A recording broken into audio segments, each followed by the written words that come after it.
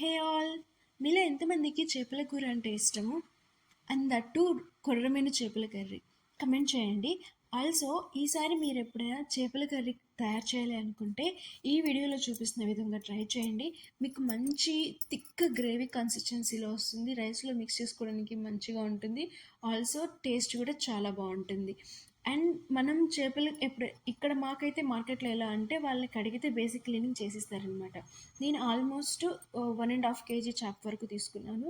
So దాన్ని నీట్గా cut చేయించుకొని మనం ఇంటికి వచ్చాక మళ్ళీ దాని క్లీనింగ్ ప్రాసెస్ ఉంటుంది. లైక్ కొంతమంది లెమన్ వేసి కల్లుప్పు వేసి చేస్తారు, కొంతమంది మజ్జిగ కల్లుప్పుతోటి చేస్తారు.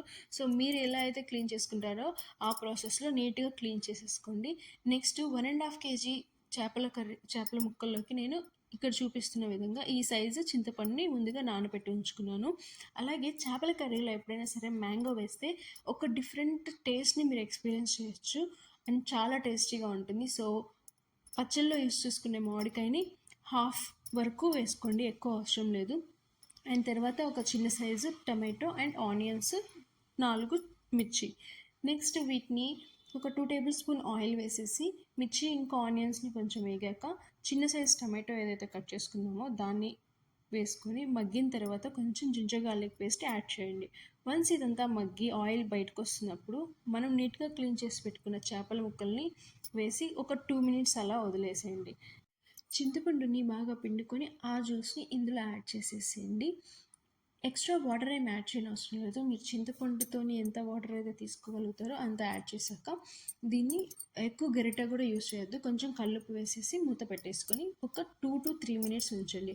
ఆ తర్వాత కొంచెం పసుపు అండ్ మీ స్పైసీ లెవెల్కి తగ్గట్టు కారాన్ని అడ్జస్ట్ చేసుకొని మూత పెట్టుకోండి. నాకు యాక్చువల్లీ చేపల కర్రీలో ఆనియన్స్ పెద్దగా ఉంటే ఇష్టం అనమాట, చాలా టేస్టీ అనిపిస్తాయి.